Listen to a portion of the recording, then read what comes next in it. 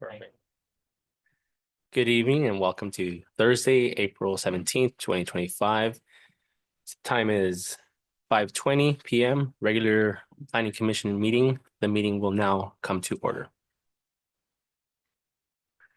Tonight's invocation will be given by Ms. Carrillo, and the Pledge of Allegiance will be led by Ms. Mosayev.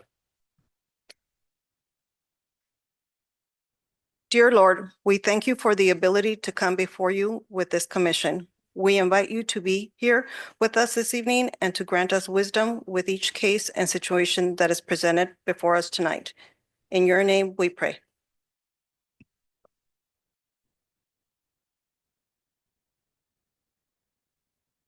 Please rise and face the flag. Place your hand over your heart.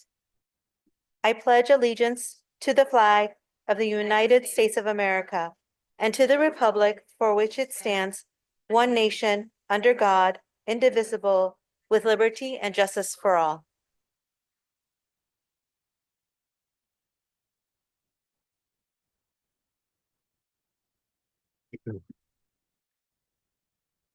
Commissioners, please announce any item you are recusing from due to a conflict of interest prior to the item being heard.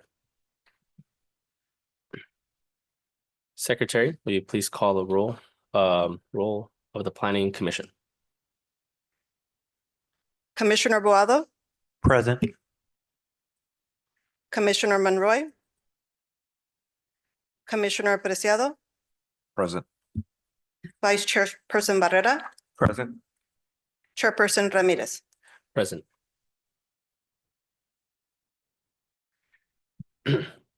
We will now begin with item number 5.1 on the agenda. The item has been continued from March 19, 2025 Planning Commission meeting. At this time, we will reopen the public hearing at 5:22. May we please have the staff's report, please? Ms. Mosayev.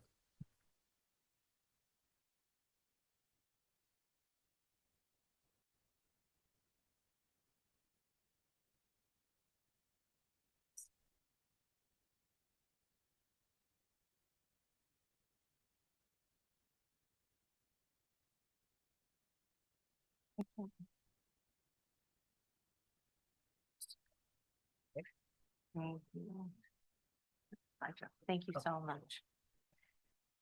Thank you. Good evening, Chair, Commissioners, staff, and public. There we go. For the record, my name is Mona Mosayev, Acting City Planner with the Bell Gardens Planning Division, and this presentation is to discuss the Conditional Use Permit and Development Agreement 2024-015 as it relates to the City and Department of Cannabis Control storefront retail license request at 6300 Gage Avenue.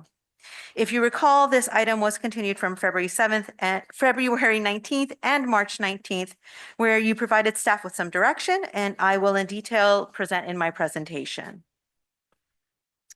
It is staff's recommendation that the Planning Commission determine that the conditional use permit number 2024-015 and ordinance number 953 for development agreement number 2024-015 are categorically exempt from CEQA pursuant state guidelines.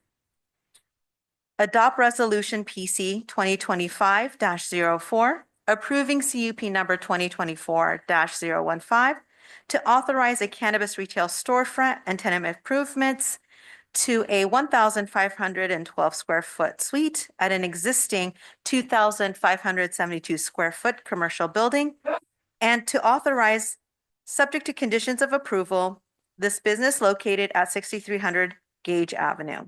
And third, adopt resolution PC 2025-05, authorizing to the City Council to adopt recommending to the City Council to adopt an ordinance authorizing the City of Bell Gardens to enter into and execute a development agreement by and between the City, Bell Gardens ZG Associates LLC, and the Rodriguez Family Trust to permit this cannabis business for a 5-year term with an option to extend for an additional 5 years for a total of 10-year term in exchange for community benefits.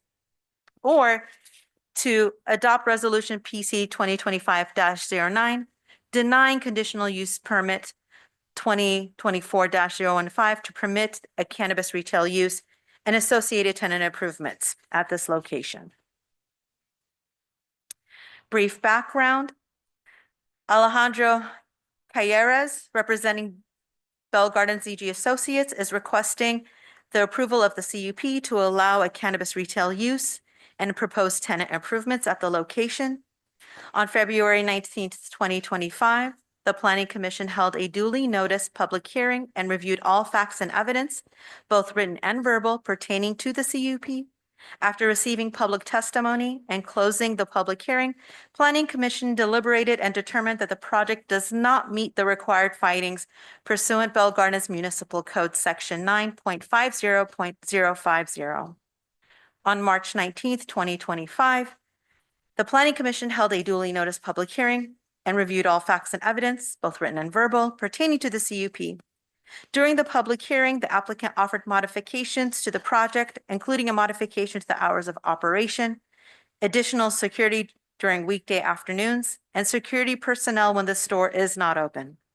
Additionally, the applicant offered community benefits in the form of funding to the city's youth sports programming and to subsidize the cost of youth programming at the city's aquatic center. After receiving public testimony and closing the public hearing, the Planning Commission requested revisions to the conditions of approval and development agreement.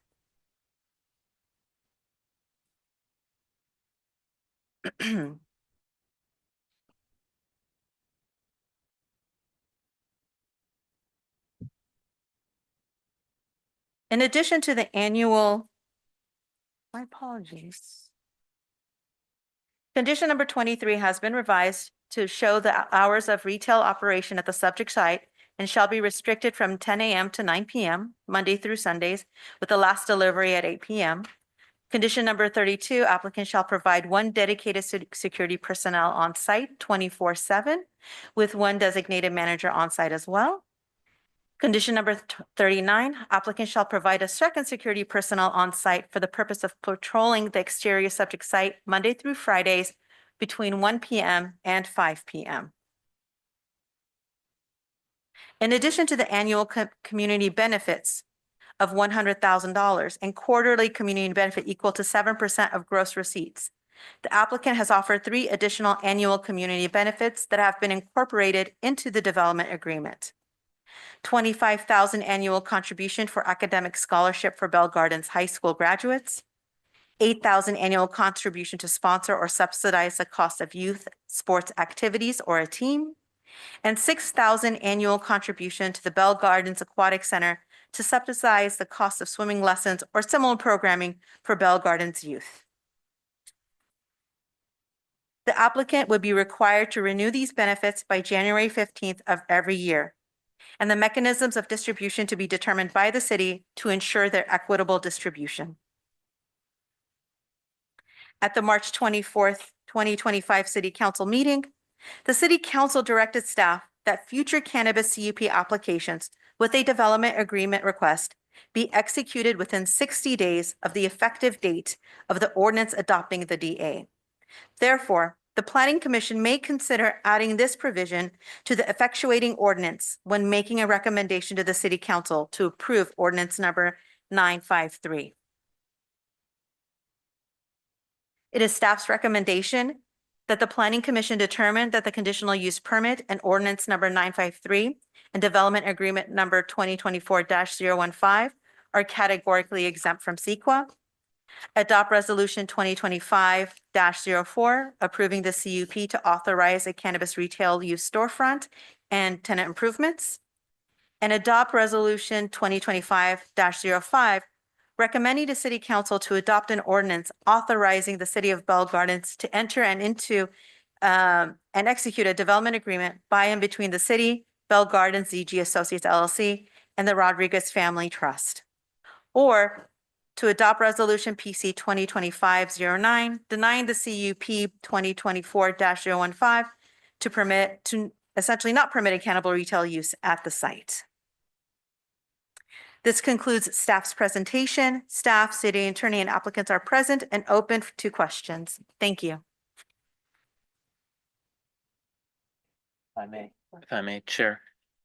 Lloyd Pilchin, City Attorney's Office. Let the record show that Commissioner Monroy arrived, joined the meeting at 5:25 PM. Thank you.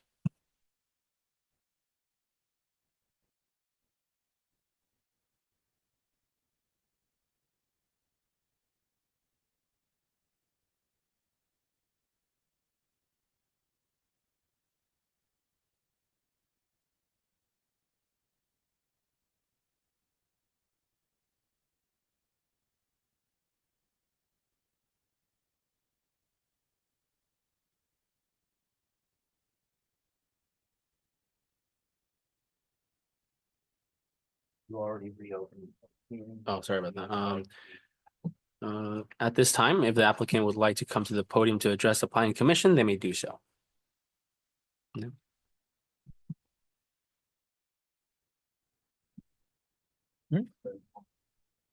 They're online? Oh, I don't know.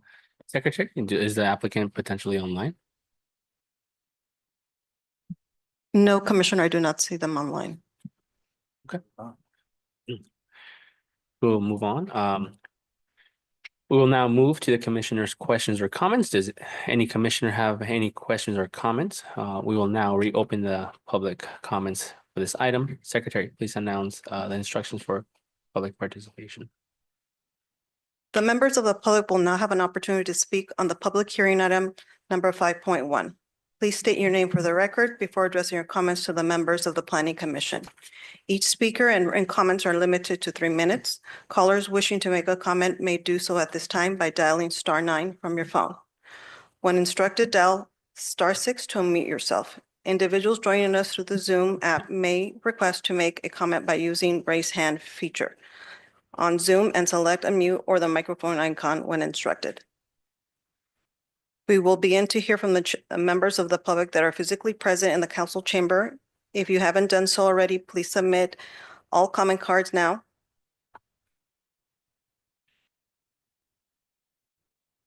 Chairperson, it looks like there is no one in the council chambers that wants to speak on this item. I will go ahead and see if there is anyone on the chat line that would like to speak on this item. If there is anyone on the chat line, go ahead and press *6 to unmute yourself if you would like to speak on this item. Chairperson, it looks like we do not have anyone on the chat line who wants to speak on this item, and for the record, no written comments were submitted.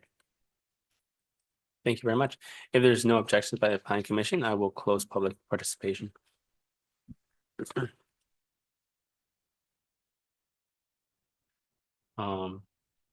Commissioners, any questions or comments at this time? I just have one question. So I see on here, we finally have the amounts set. So my question back to security, I think in the presentation it stated how many security guards it would have after hours. I just kind of missed that. I apologize. For the record, Madam Mosaib, there will be one security 24/7. Correct. Thank you. And 2 security from 1 to 5, Monday Thank you. to Friday.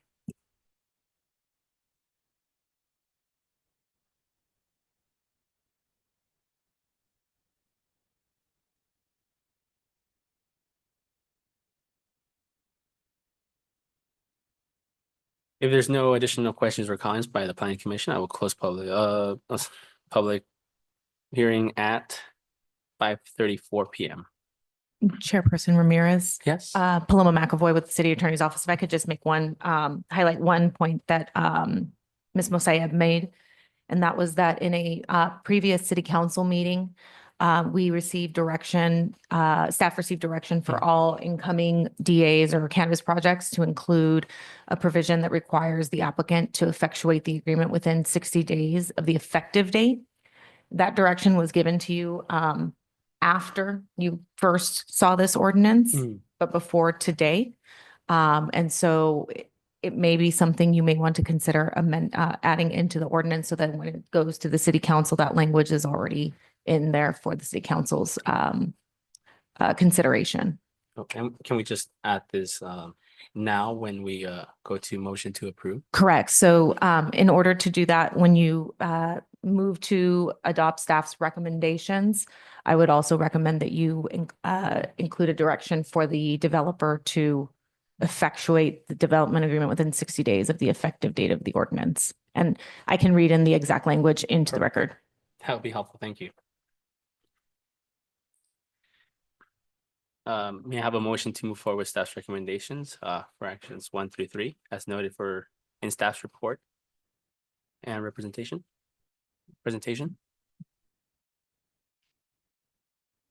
I motion to move forward. You have a second? I'll second. Finance Secretary, will you please conduct roll call vote? So Oh, this would I be the apologize. time. This would be the time. I apologize. The Um, motion to include Ms. McAvoy's language. Can we please, do I have to have the person who motioned originally? Or we just include it? Oh, so I'm also motion to include the language that Ms. McAvoy mentioned earlier or stated. Thank you. And for the record, there'll be an extra section added in as section 4. All other sections will be accordingly revised numerically. The applicant shall cause the development agreement to be effectuated by providing notarized signatures, proof of insurance, and public benefits as required by the terms of the development agreement within 60 days of the effective date of the ordinance. Perfect, thank you. May I have a second? I'll go ahead and second. Thank you. Finance Secretary, will you please conduct the roll call vote? Commissioner Boado, Yes. Commissioner Monroy, Yes. Commissioner Preciado, Yes. Vice Chairperson Barrera, Yes. Chairperson Ramirez. Yes. Motion passes. We will now begin with item number 5.2 on the agenda. At this time, I will open public hearing at 5:37 PM. May we have the staff's report, please, Ms. Mozayev?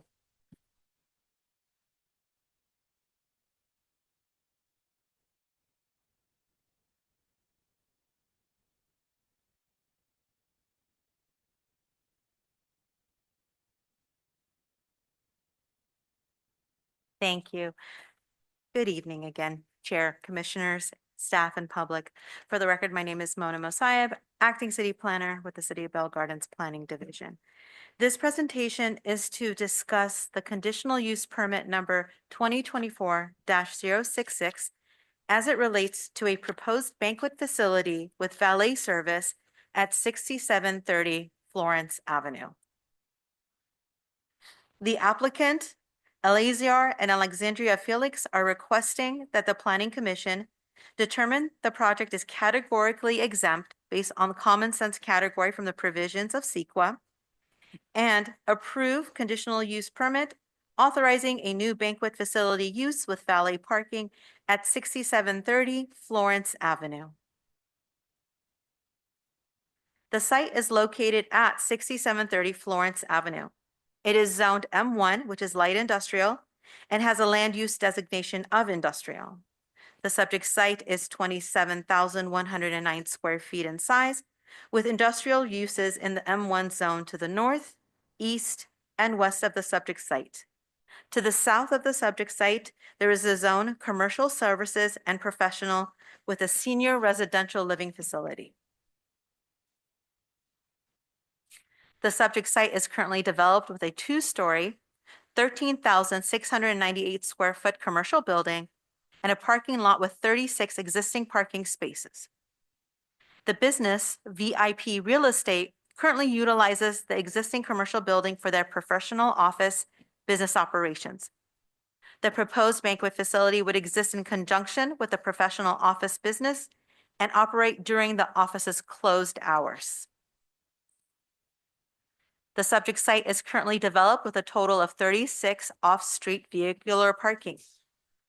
The project would include new improvements to the parking space layout consisting of 2 off-street ADA compliant spaces, and 12 electric vehicle charging capable spaces, 2 bike racks to serve a total of 2 bicycles, and new loading zone.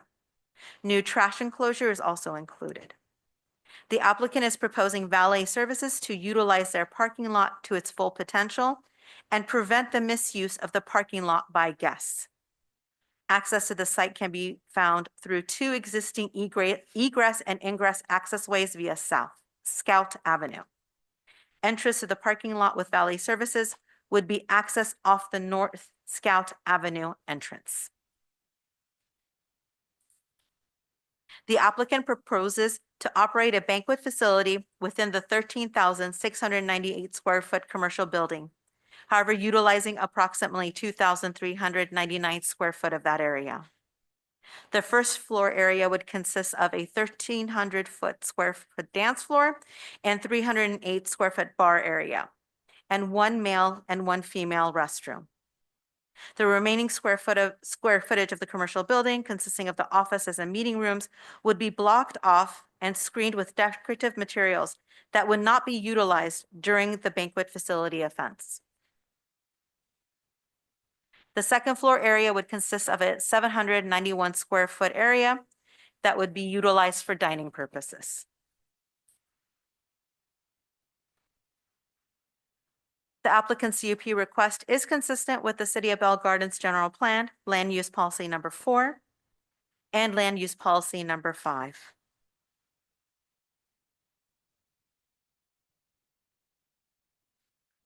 Staff's analysis shows that the proposed banquet facility with valet services is consistent with the development standards contained in the Bell Gardens Municipal Code, Chapter 9.14, Industrial Zones, and the project meets the requirements of Section 9.50.050 of the Bell Gardens Municipal Code, basis for approval or denial of a conditional use permit.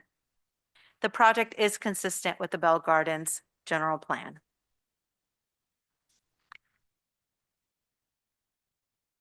It is staff's recommendation that the project be deemed exempt from CEQA and recommends approval of the conditional use permit, authorizing a new banquet facility use with valet service at 6730 Florence Avenue. I believe the applicant is present this evening and would like to share a prepared presentation during the public hearing testimony. Staff, city attorney, and applicant are open to questions. Thank you. Thank you for your report. At this time, if the applicant would like to come to the podium to address the planning commission, they may do so.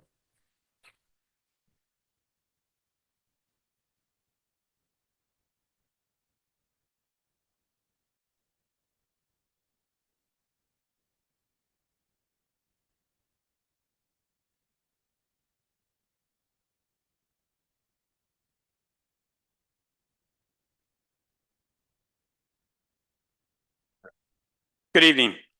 On behalf of the owner, Eleazar Felix, Pedro Aceituno, we're just here to see if you have any questions for us, and we're prepared to address any questions you may have. Thank you. Thank you. We will move to commissioner questions or comments. Do any of the commissioners have any questions or comments at this time? Yeah, I do. I have 2 questions.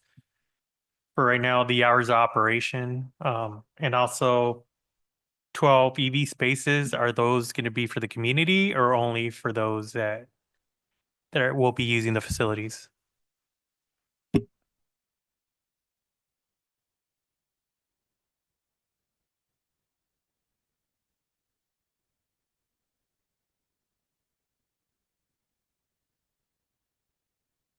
The hours of operation will be from 4 to 12.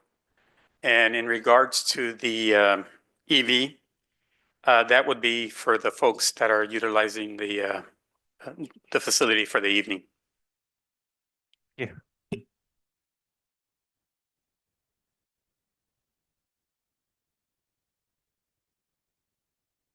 I also do have a question. I was wondering, given the proximity to a senior citizens residential building, if there are any concerns regarding the noise level that, those who do occupy the space can reach? Good evening, and thank you for giving us this time. We've considered that, and that's the reason we decided to do valet, so that there is no one in the back of the rear of the building, which is closer to the senior housing.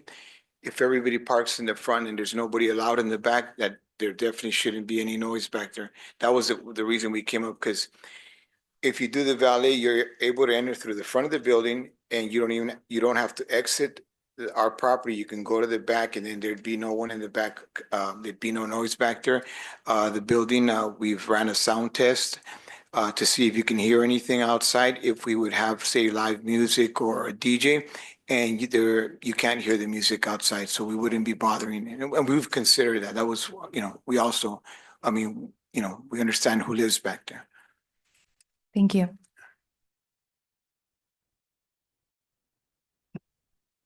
Given the site's reliance on valet parking to fully utilize 36 spaces, what contingency plans are in place if valet operations either fail or prove inadequate, particularly during peak events exceeding more than 100 guests? If that becomes an issue, we have we've been having some discussions with some of the neighbors that have some opportunities for parking space. So we're considering those things in case they're needed. So the neighbors. There's other businesses in the area that don't operate after hours. So we're in discussions with them to potentially agree to utilize some of their parking space after hours if that was a need that we would need to use. Potentially, so it's not concrete Correct. yet. Okay.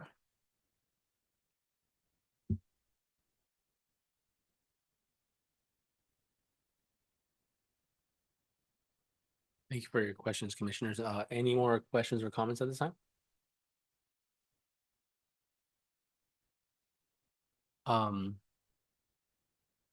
I just have a quick question, regarding the EV chargers. I understand that, you want to offer the amenity of having a charging, station for your guests. Is there a reason that you don't think it appropriate to offer it to who are, paying customers potentially, during the, I don't know, the 2/3 of the day where there is nothing going on?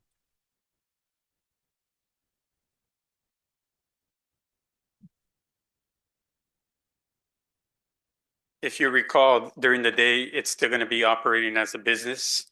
So we do have folks and also clients that will be able to utilize it. Okay, perfect. Thank you very much.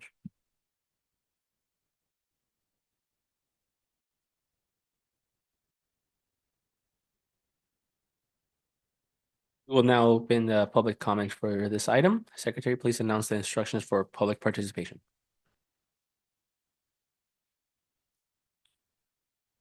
The members of the public now have an opportunity to speak on the public hearing item number 5.2. Please state your name for the record before addressing your comments to the members of the Planning Commission. Each speaker and written comments are limited to 3 minutes. Callers wishing to make a comment may do so at this time by dialing *9 from your phone. When instructed, dial *6 to unmute yourself. Individuals joining us through Zoom app may request to make a comment by using the raise hand feature on Zoom and select the unmute or the microphone icon when instructed.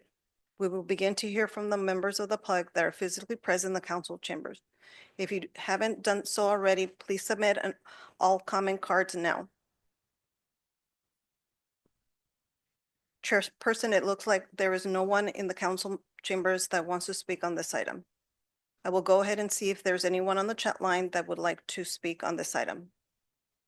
If there is anyone on the chat line, go ahead and press *6 to unmute yourself if you would like to speak on this item. Chairperson, it looks like we do not have anyone on the chat line who wants to speak on this item, and for the record, no written comments were submitted. Perfect. Thank you very much. If there are no objections by the Planning Commission, I will now close public participation. I did have one question I forgot to ask regarding security.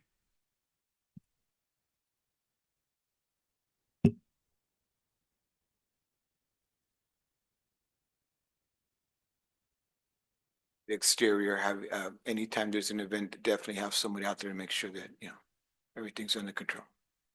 Thank you. Thank you. Just one security? Well, the exterior, yes, inside, definitely one more, but exterior, what we were planning on, one valet parking would be out there, so there'd be some staff out there besides the one security outside, and then one on the inside. It's, we're not asking for the whole building, so it would be, around less than 100 people that it would hold. It's not a giant event or anything like that.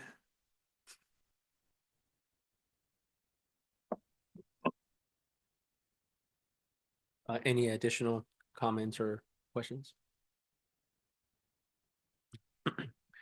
If there are no additional questions or comments by the planning commission, I will close public hearing at 5:51 PM. May I have a motion to approve staff's recommendations as noted in the staff report?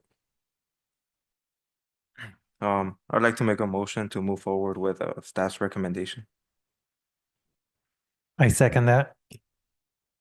Thank you very much. Planning Secretary, will you please conduct a roll call vote? Commissioner Boado, Yes. Commissioner Monroy, Yes. Commissioner Preciado, Yes. Vice Chairperson Barrera, Yes. Chairperson Ramirez. Yes, Motion passes. congratulations.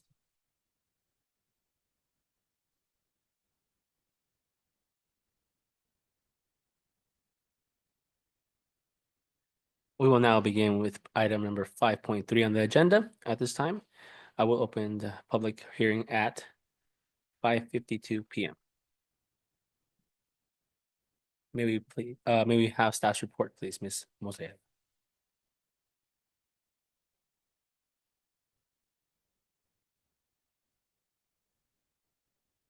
Thank you. Good evening, commissioners. Thank you, Chair, commissioners, staff, and public. For the record, my name is Mona Mosayeb, Acting City Planner with the Bell Gardens Planning Division. And this presentation is to discuss the Conditional Use Permit and Development Agreement 2023-073 as it relates to the city and the Department of Cannabis Control storefront retail license request at 7821 Eastern Avenue. The applicant, Francisco Aguiar Jr., is requesting that the Planning Commission firstly determine that the project is category exempt from CEQA.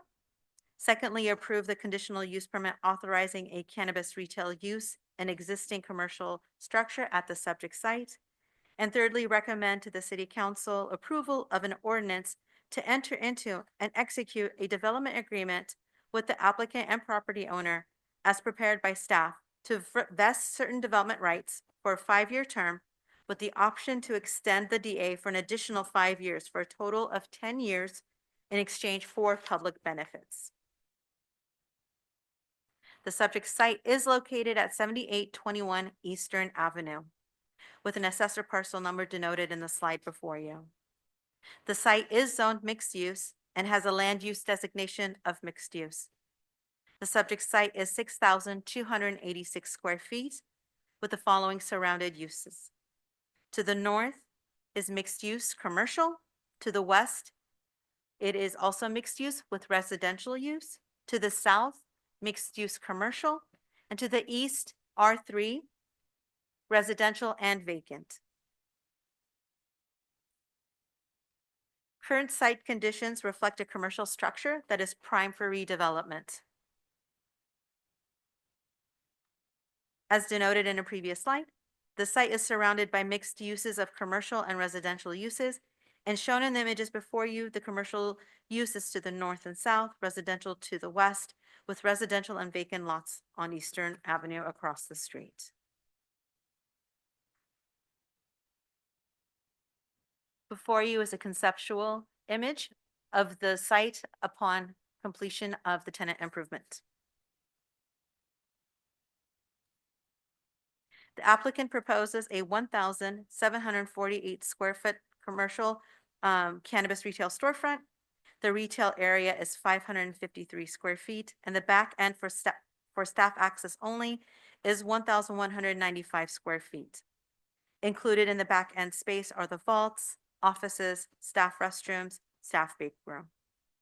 The applicant proposes improvements to the site that include the provision of 3 parking spaces, including 1 American with Disabilities Act parking space, 1 loading space, and 16 bicycle parking spaces and landscaping. The abundance of the bicycle spaces is in lieu of replacing vehicular parking space. Access to the site is via Eastern Avenue and an exit route through the alley. So they would enter in and then exit out. So it's a one-way directional. The proposed floor plan, the applicant proposes 1,748 square foot storefront. The retail area denoted in the green would be for the customers, and the back end space is denoted in the blue.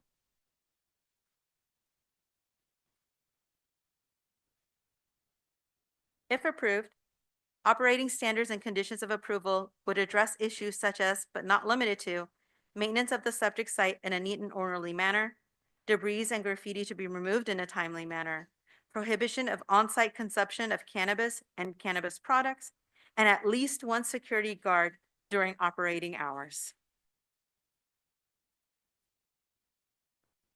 Employees must be at least 21 years old. Patrons must be at least 21 years in age or 18 years with a medical recommendation.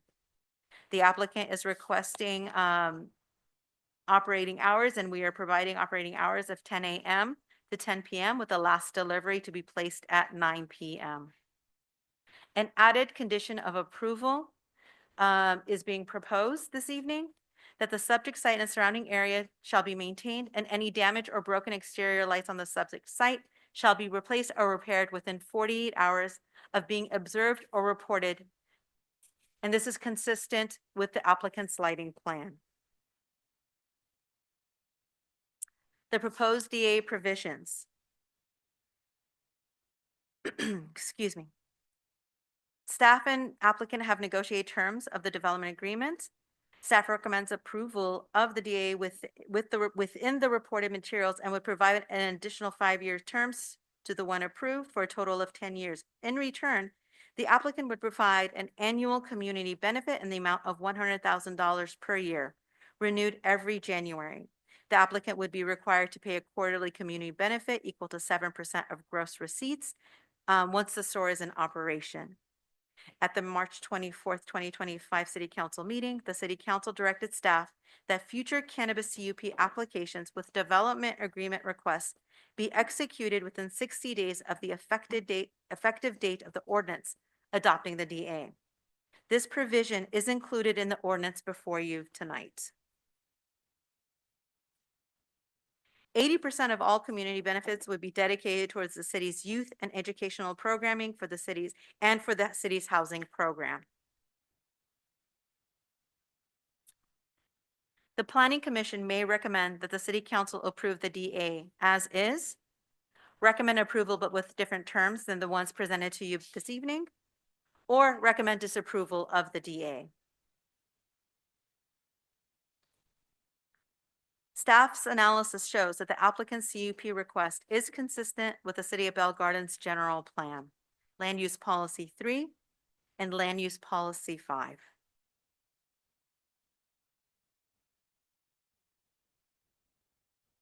As a part of its analysis, staff reviewed for consistency to the general plan and compliance to the Bell Gardens Municipal Code. The proposal before you today is consistent with the Bell Gardens Municipal Code, Chapter 9.12, Commercial Zones, meets the requirements of Section 9.50.050, basis for approval and denial of a CUP, and consistent with the standards of Section 9.20.160 of the Bell Gardens Municipal Code, detailing cannabis retail CUPs.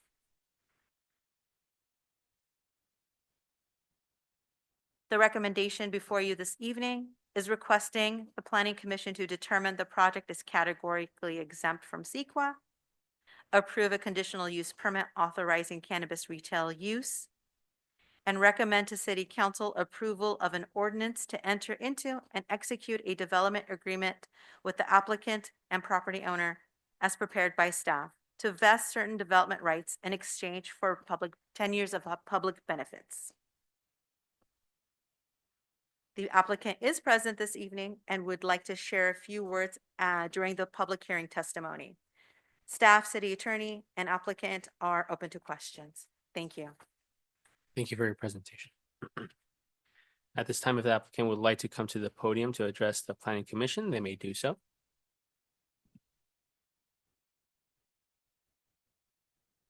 Good evening, Chairman and members of the Planning Commission. My name is Aide Castro, and I'm here presenting with Curaleaf. Hi, good evening, Frank Aguirre, the applicant. I believe we have a PowerPoint presentation that we want to start with. Can we get that PowerPoint started?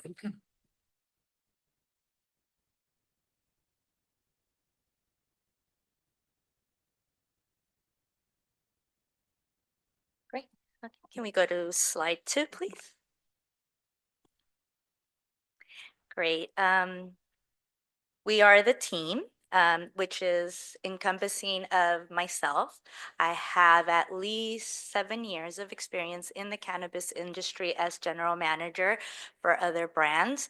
Mr. Aguirre's expertise in retail, project management is also part of the team. We have a contractor that specializes in affordable housing and other retail spaces that will also be assisting us during this process. And of course, we plan to work with the most clean brands that are producing what we call safe and clean cannabis flower, so that we ensure that the residents or whoever is going to consume is consuming a product that is clean and has been tested and has passed, and ensure that there's no contaminants within the product that's being sold, which is a major concern for many people. Moving on to 3, please. So just a quick financial overview. We have a startup cost of $545,000, approximately, with a capitalization of $1 million allocated to the buildup and the startup. The timeline is fairly quick.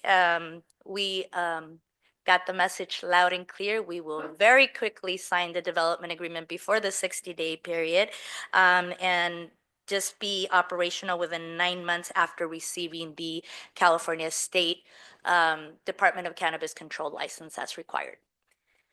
Slide 4, please. Our hours of operation will be Monday through Sunday from 10 a.m. and 10 p.m. Our last delivery order will be by 9 p.m. The vehicle will return no later than 10 p.m. back to the premises. There will be strict security protocols. No one under the age of 21 will be allowed on premises unless they can provide a medical authorization at the age of 18 and over. The layout allows for complete visuals of all the premises. Of course, we're going to have the 24-hour surveillance cameras that will be monitored. And we will also have a limited product inventory, more of a boutique style, not having so much inventory on hand.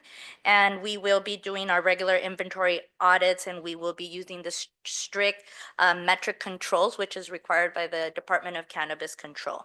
The metric is the system that we are required to use that basically follows the product from seed all the way to sell. Moving on to slide 5, please. So that would be the odor mitigation. Part of our inventory management, which is the just-in-time inventory system, it will be to minimize the product exposure, which the less product, obviously, it's going to minimize the odor. The product handling, everything is going to be sealed in storage, and immediate isolation of any broken items will be discarded accordingly as required by the state of California. There's a process of an entity or agency that comes and takes those products and disposes dispose of them accordingly. We will also be doing air quality controls, which is the implementation of HEPA filters, carbon scrubbing, and enzymatic odor neutralizers. Although in retail spaces, the odor is very minimal because everything is packaged and there's no exposed product, we will still be taking the precautions because sometimes there is an odor. So we're just going to take that extra precaution and make sure that we have odor control. There will be a strict no on-site consumption. There will be absolutely no consumption on the facility whatsoever. The design of the facility is fully enclosed with interior doors maintained in a closed position. So all of that should also mitigate the odor. The next slide, please. So, sorry, I went a little too quick. My apologies. The lighting and security infrastructure, we will be having full cutoff LED fixtures designed to minimize glare and spillover. And we are committing to a 48-hour rapid repair commitment of broken fixtures. So if anything does break within, the goal and the commitment is to repair them within 48 hours. That's the lighting plan of, to make sure that we don't have any light spillage to our neighbors. Next slide, please. Okay, the security plan, we will have a 24/7 armed guard presence and vigilant on-site security, over 15 interior and exterior surveillance cameras, motion detectors, alarm systems, and panic buttons, a secure key card access to inventory and safe rooms, and a customer verification protocol and on-site patrols. So before a customer can enter into the facility, they will have to show identification, and then they will be allowed to enter the facility. Next slide, please. That's the security camera. Okay, you want to talk about Yeah, this just shows the coverage of the security cameras in the interior. We're making sure that there's no blind spots at all in the facility. All right, so for our onboarding and training, we will have a comprehensive training of metric compliance and responsible vending, theft, loss prevention, and emergency preparedness, security protocols and de-escalation techniques, sensitivity, health, and anti-discrimination workshops. And basically, we will be working very closely with the security company to ensure that all staff is properly trained on what to do in case of any emergency, so that we can assist any customer that's on site.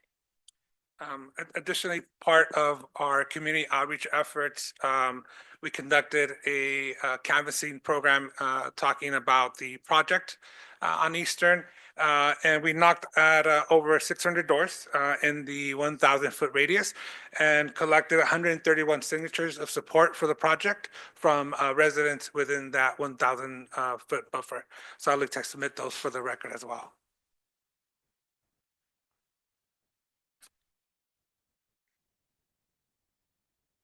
Mr. Aguirre, can you hand those to the city clerk Yeah. or planning secretary?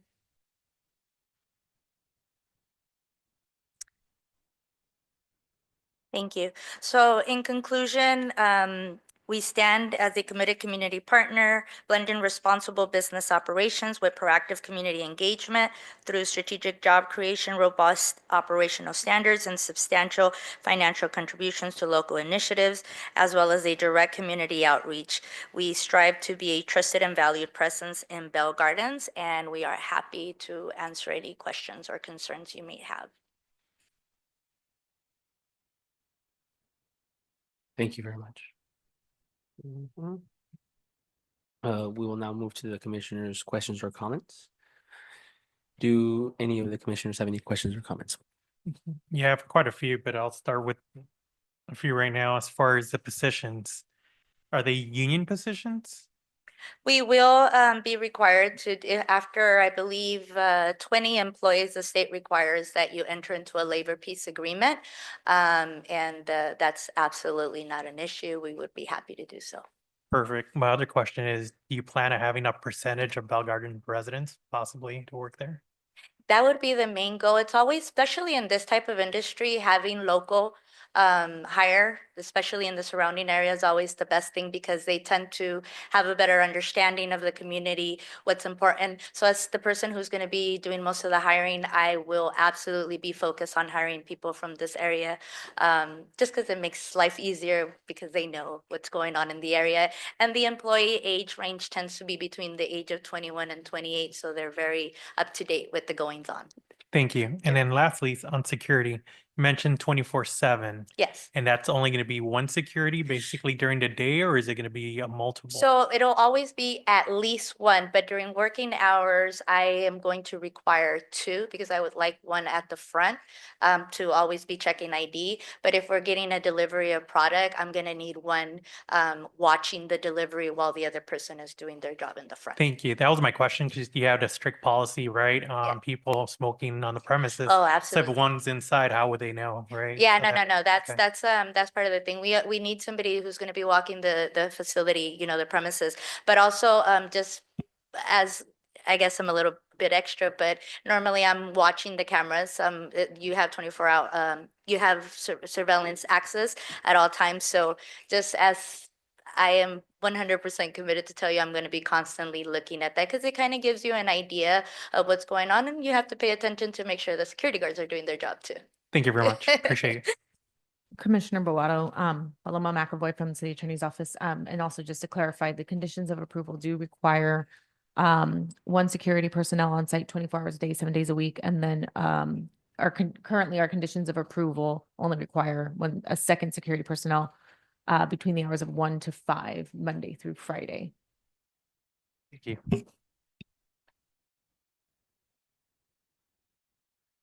Good question on specifically those hours. The elementary school is right there. I'm surprised honestly that's more than 500 feet, but the minimal day, what's the earliest that that school leaves? Wednesdays at 1:30 or 1:15. Okay, perfect. Thank you.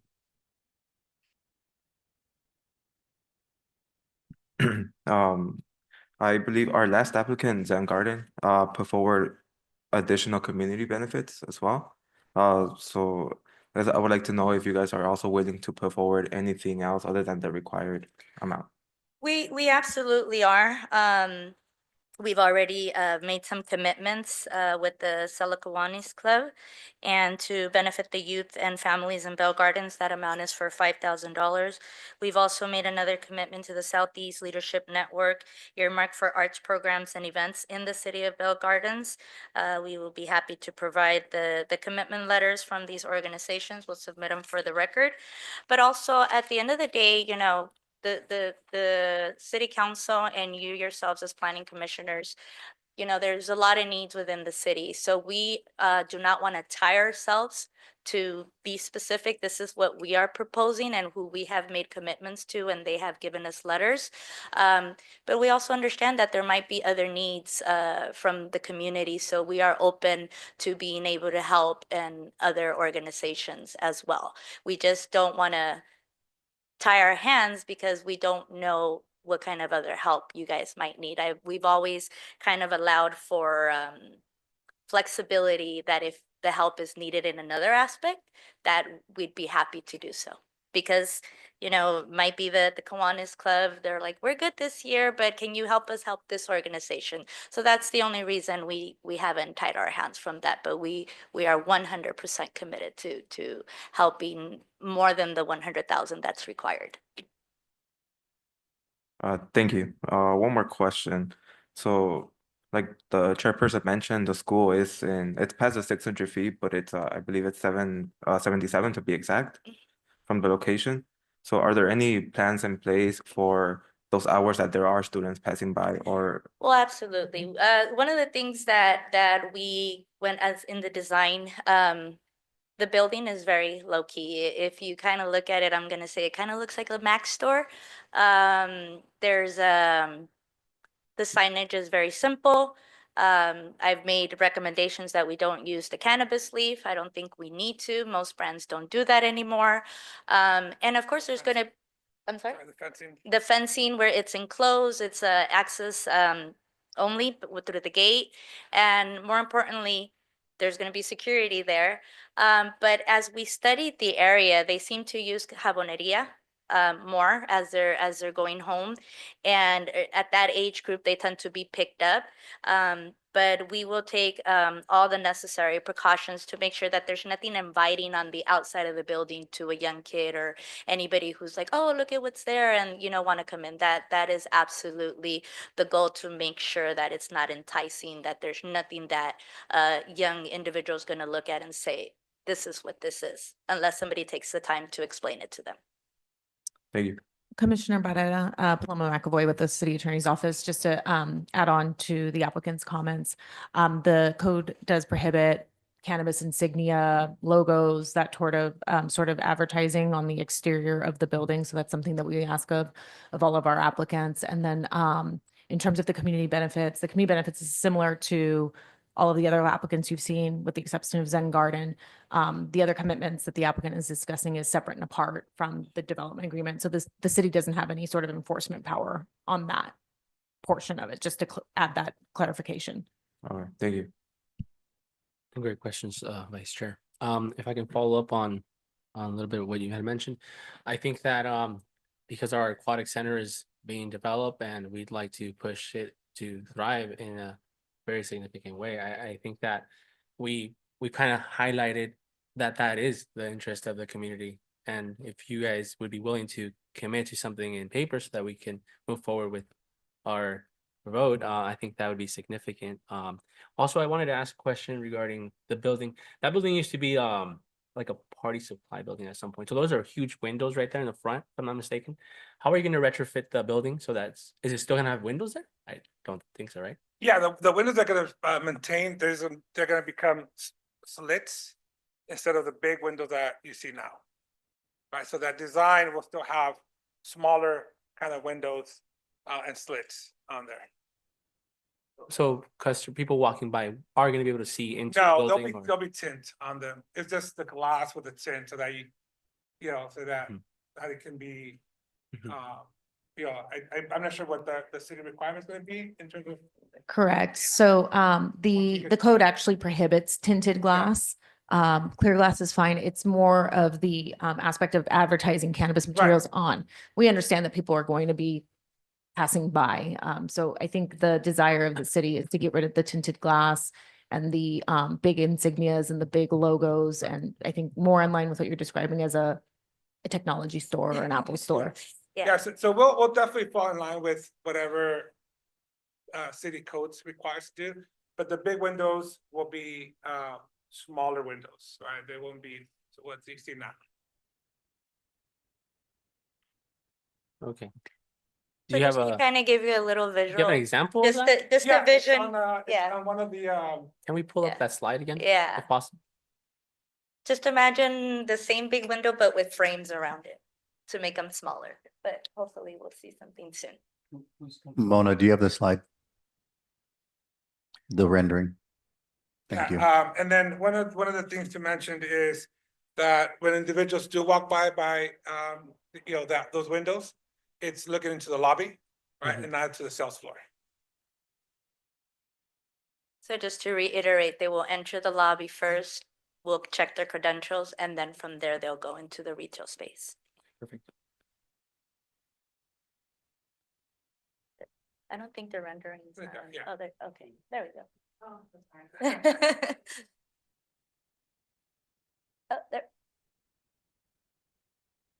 So that green Oh. area, There we go. so that green area on the floor plan is the lobby, and the windows, are there in that lobby area.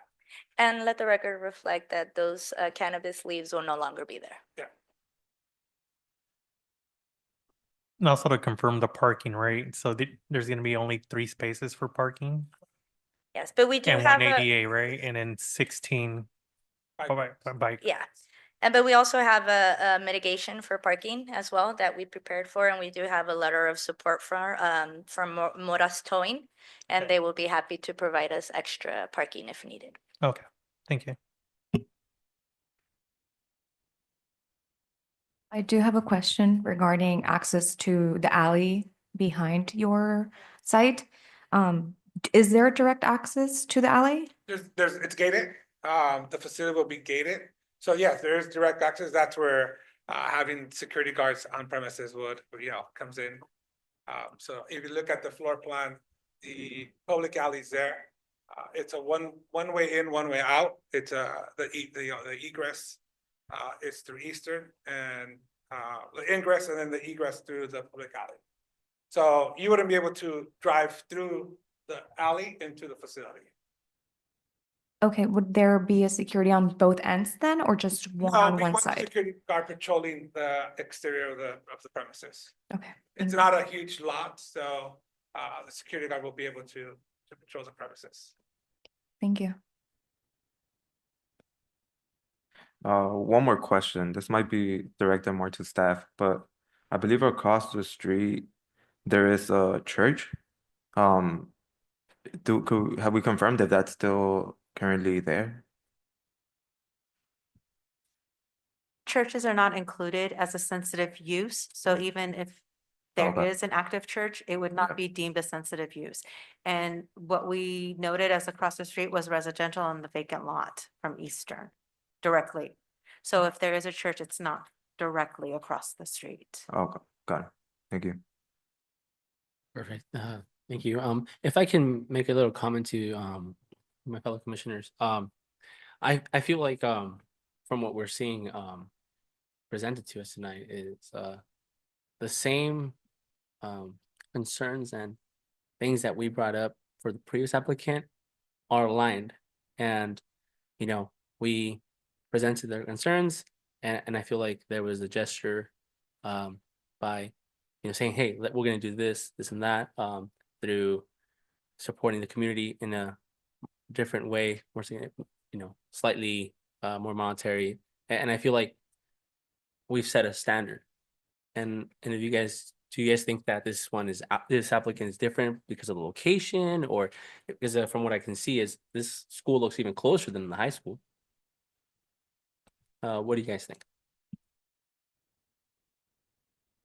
No, I agree. I think before we move forward, we should at least have something incorporated into the DA to, now that we started that standard, keep it going for all the applicants. Yeah, I kind of agree too, because I heard Southeast Los Angeles Bonnie's group, Southeast leadership, no Bell Gardens. Right? Well, that's why, It's all Bell Gardens. yeah. It's all going directly to Bell Garden, even though it's going to them, to that organization. Right, well, licensing? yes, Okay. the letters that we have and the MOU that we will enter into agreement with them. Okay. Once we sign the development agreement, specifically states Bell Gardens events, Bell Gardens programming, arts programming, BG Arts. The MOU will have that information. The letters have specifically, for programming in the city of Bell Gardens. Thank you for clarifying, because we don't have that information. I want to make sure it's coming to Bell Gardens, Yeah, not and to. I'll submit those letters for the record. Okay.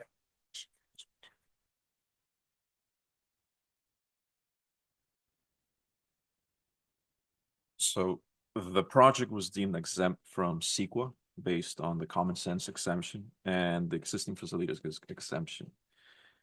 However, there's the entire additional traffic and the odors. So my question to the city and the applicant is, has there been an environmental study done for these things? Not from our aspect.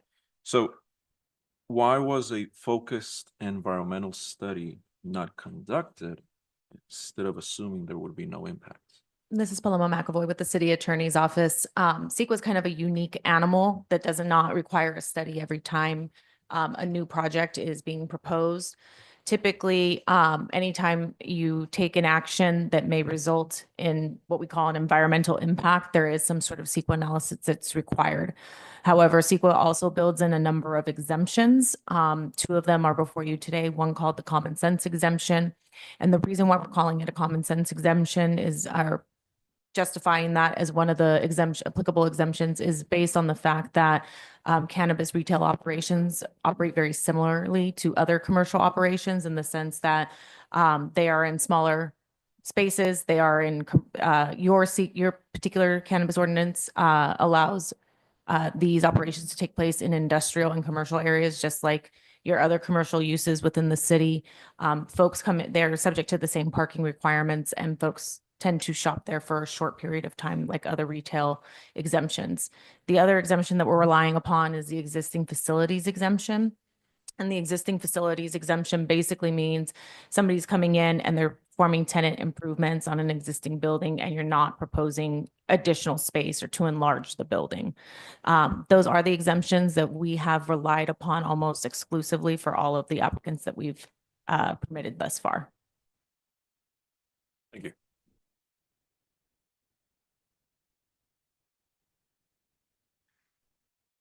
So the way I have it understood is, you have a total of like $10,000 pledged to the, to those organizations. 15. 15, perfect, okay. And again, anything else that we don't want to limit ourselves to that Mhm. 15,000. We want to be open to helping more. Those are just the letters of Sure. commitment that we have for now, and we'll be entering into a memorandum of understanding with them. Perfect. I think from what we've done for the previous applicants, we've liked to move forward with these pledges through writing. We've moved in this direction, and I'd like to keep it going.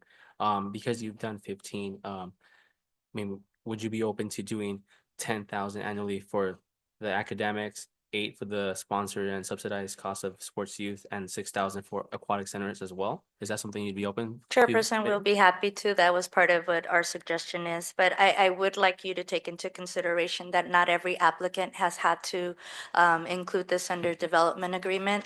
This would cause another delay for us, and we would like to move forward as soon as possible. So if there's another way through resolution or signing something, just so that we can move forward, because if we make these changes today, we're going to have to change the development agreement, and not every applicant has signed. So that's my only concern.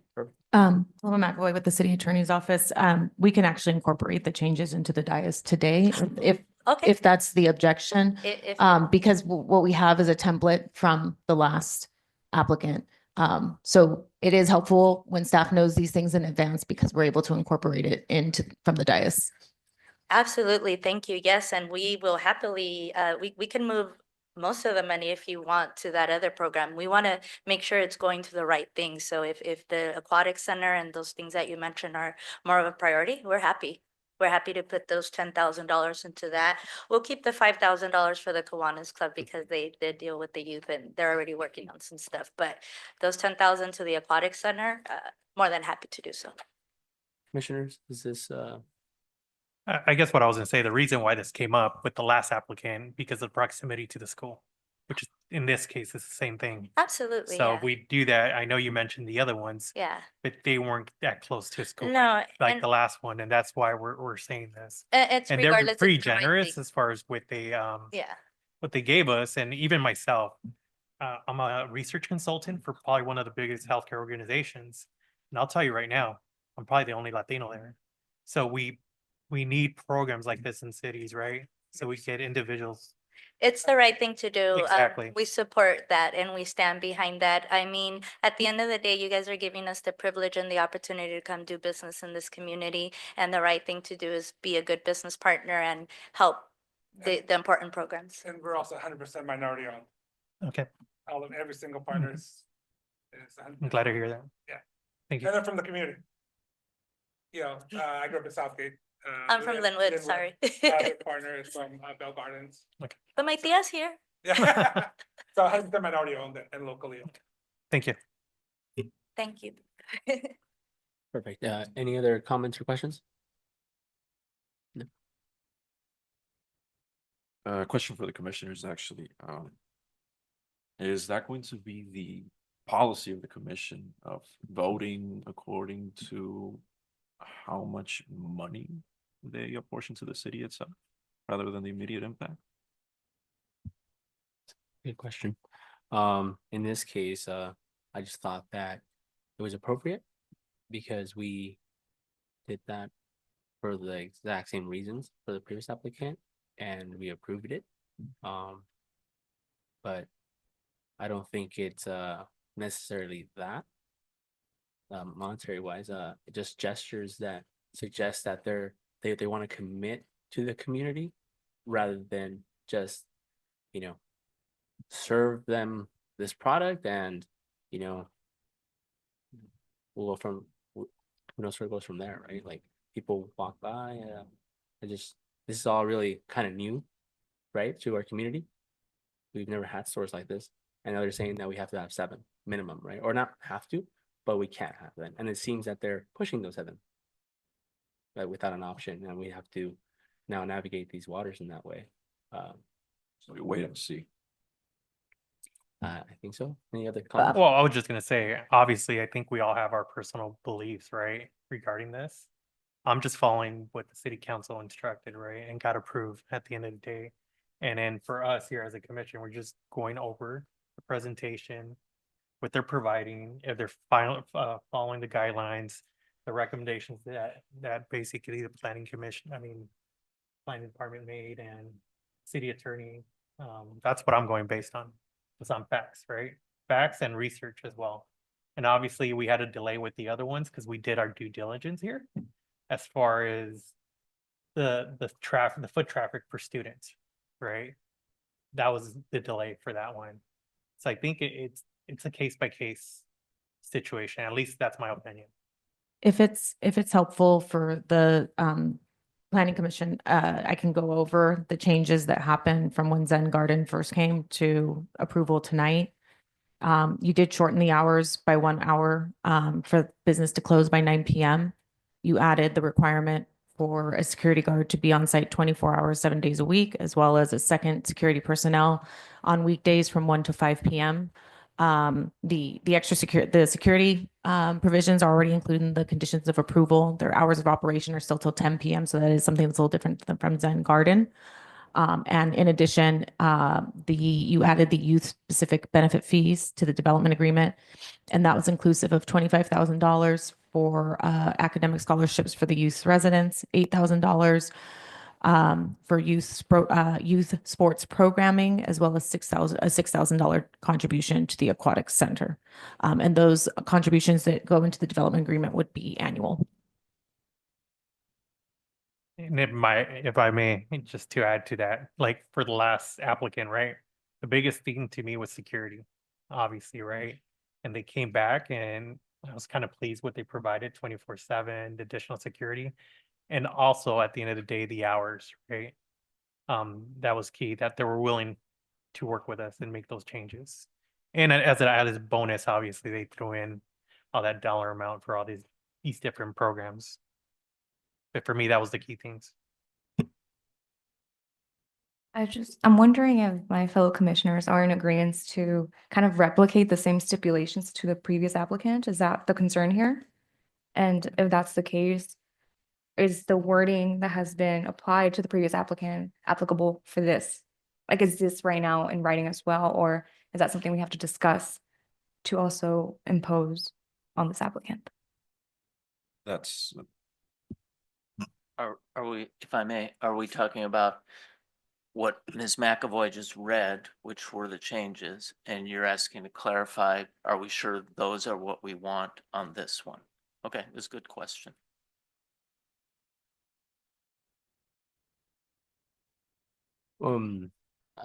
If you don't mind, Commissioner, I wouldn't mind you elaborating what your concern is regarding the suppose the gestures that we asked for in regards to like the investment in the community, right? Because I think you have a valid point. So if you don't mind, I'd like for you to elaborate a little bit. I think Commissioner Monroy kind of touched a little bit upon that. This commission may become very predictable, so whoever comes in, they'll know what we want.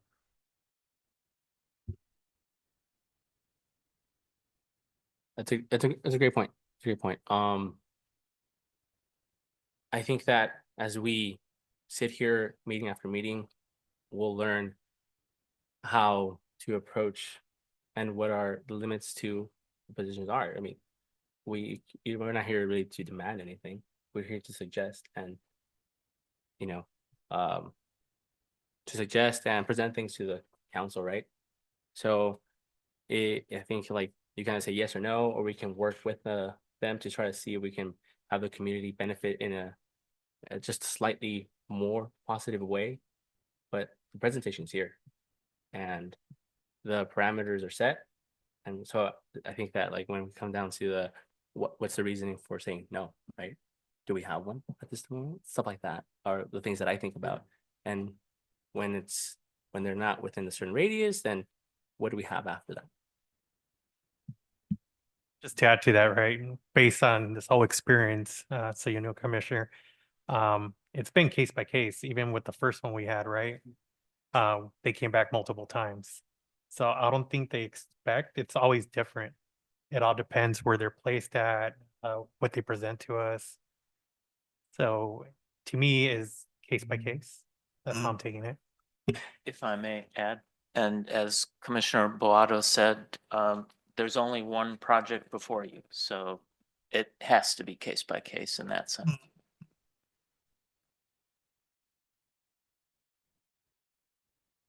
Yeah, just to comment on that, and then, Commissioner, your comments are valid, but I think at the end of the day, when we come with the information presented, we see that staff worked to make sure that the requirements are fulfilled. Anything else after just becomes additional benefit for the community. So it's not, I guess when we're voting, it's less taking away the personal beliefs and more of what we're presented does it follow within the city's general plan. And if it does, then we know what more could we do to benefit the city.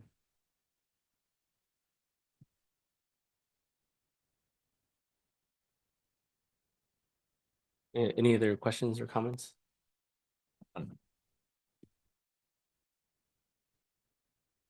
We will now open the public comments for this item. Secretary, please announce the instructions for public participation. Guys, thank you for your presentation and your time. Yeah, thank you.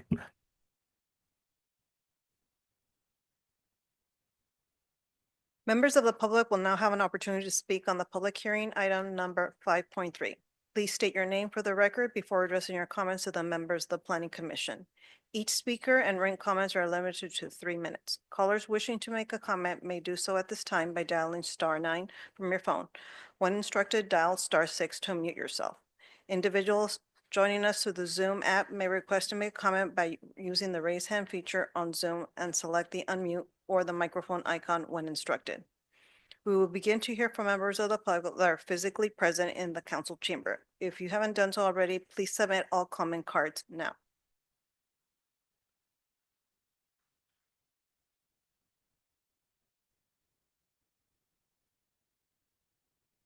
You could submit it after your testimony.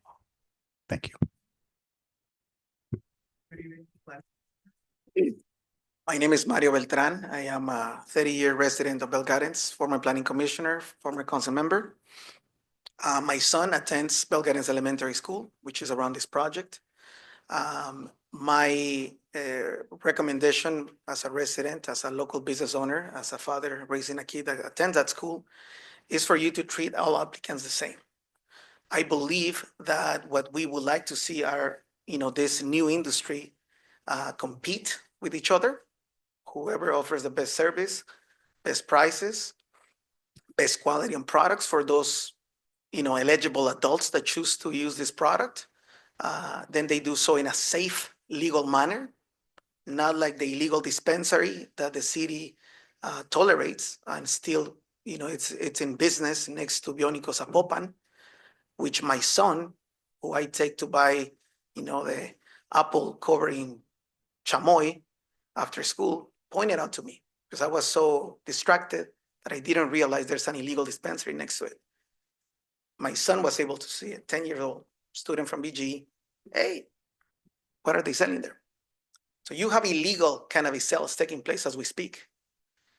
This legal market that you're regulating, that you're creating, should be treated as any other business. My opinion is impose the same requirements on all of them. Because if you impose new requirements in the latest companies that you're getting, essentially you're creating an uneven playing field. So to me, again, as from my perspective as a resident local business owner, that's not the best way for businesses to compete with each other. I know it's a very complex subject. I know you've done a very, thorough and responsible research and work as you make difficult decisions. But I hope that you treat them the same, all of them, whoever you choose to allow to come and do business in your city. Thank you for your time and thank you for, volunteering and stepping up to do this job. Thank you.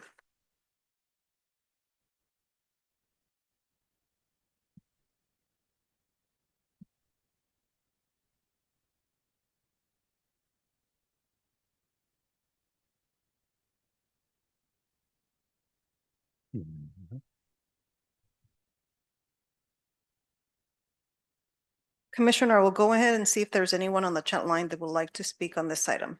If there is anyone on the chat line, go ahead and press *6 to unmute yourself if you would like to speak on this item. Chairperson, it looks like we do not have anyone on the chat line who wants to speak on this item. For the record, no written comments were submitted. Thank you very much. If there are no objections by the Planning Commission, I would close public participation.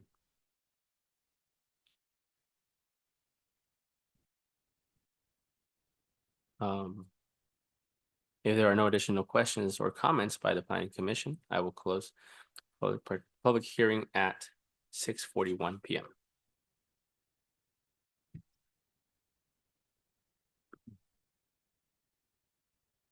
After the presentation and discussion, may I have a motion to approve staff's recommendations as noted in staff report?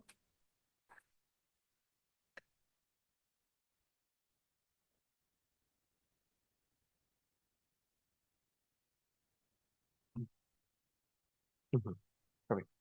So the changes that Ms. McAvoy listed, if you'd like the motion to include those changes, I don't think Ms. McAvoy needs to repeat them. You can just say the ones stated earlier by Ms. McAvoy with that. I'd like to read them into the Okay. record just so that we're very clear. Okay. And there were a few different numbers being thrown around. If we could get some clarification on the numbers, that way I could read it into the record correctly, that would be helpful. Perfect, thank you. Do you need us to commit to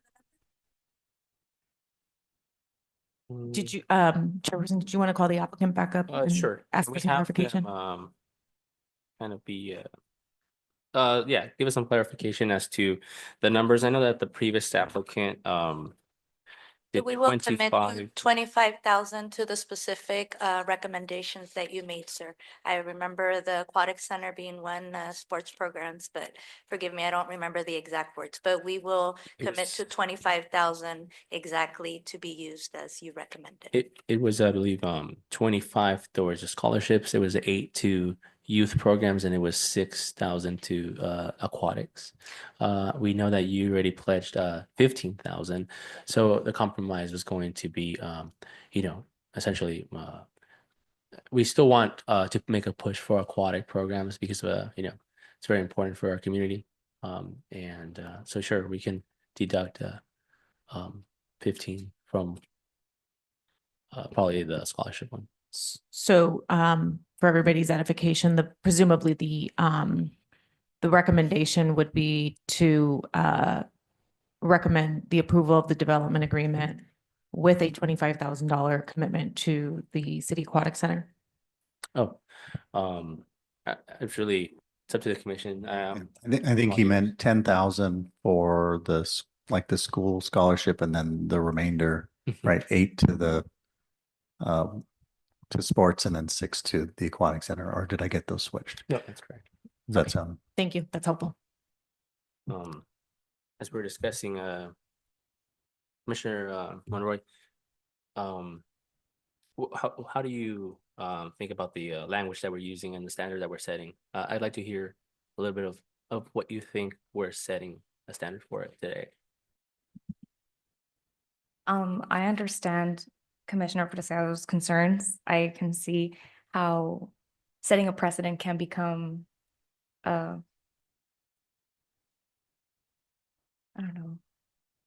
I'm sorry, what was the word again, where you describe it as predictable. predictable?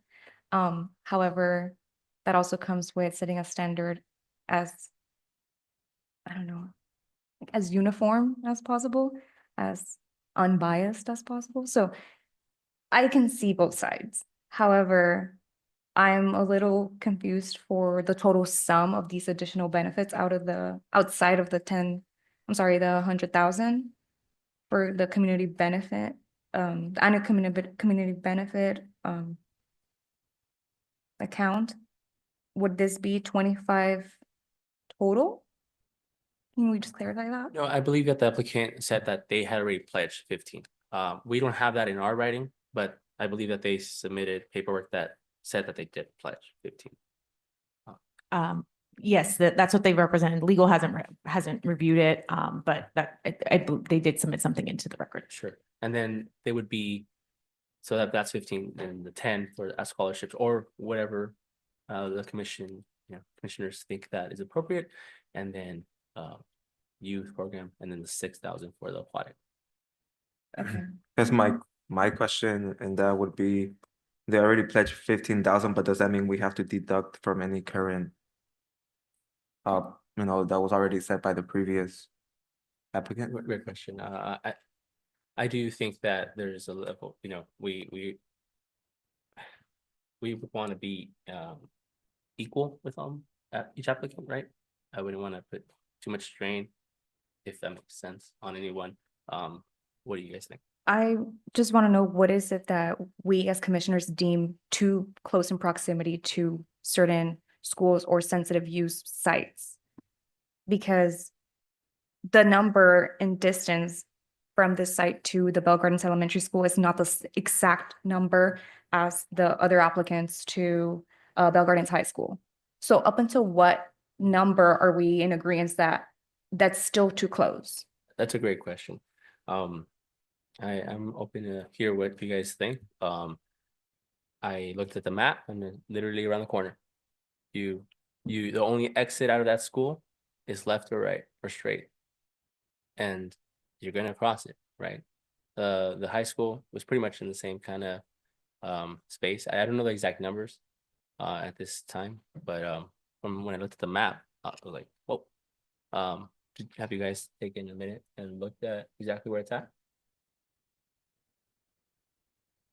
I actually live right across Bell Gardens Elementary. Maybe that may be a little too much sensitive information, but there is now a new opening or a new entrance or drop-off entrance, something of the sort, to the school. I'm not sure if it's already in use. I don't have children of my own who attend the school, but I think, to me, my concern is, if we're gonna look at a map and we're gonna just, the blind eye, for lack of a better word, we're gonna think, oh, I see a school in the map, that's already too close to me. Using too close is still too vague of a term. I want to know, is 300 feet kind of the perimeter we're going to give it, as it's still a sensitive, a sensitive site that is too close to this kind of a shop.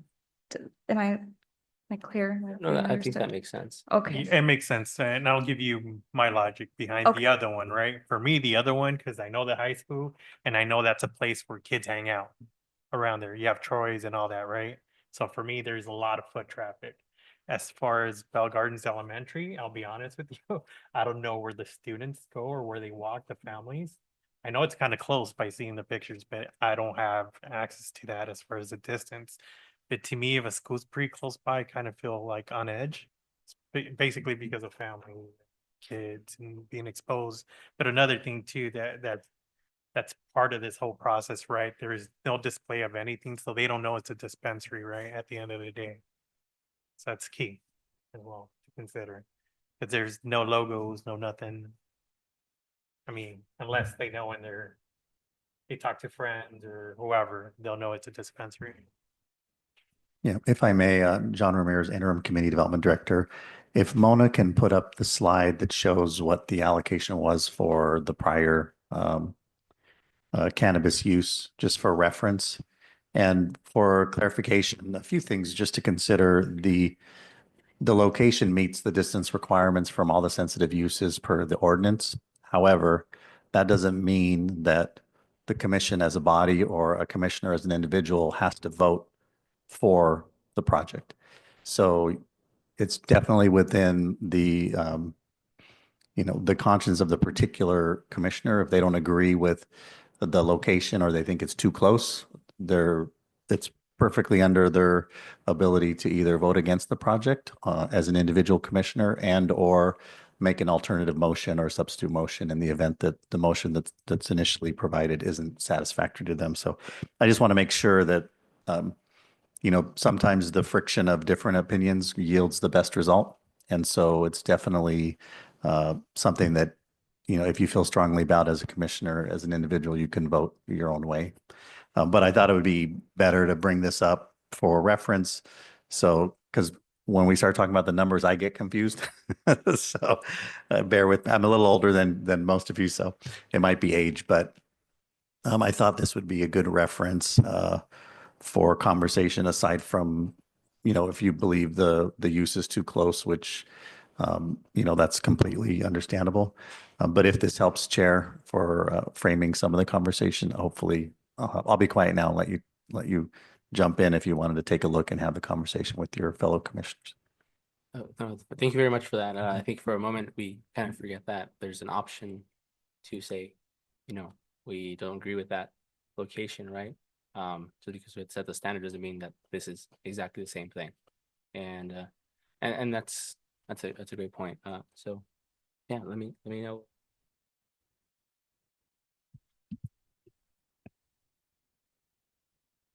And it might be an opportunity to ask the applicant what is their take on these numbers for these items at this point.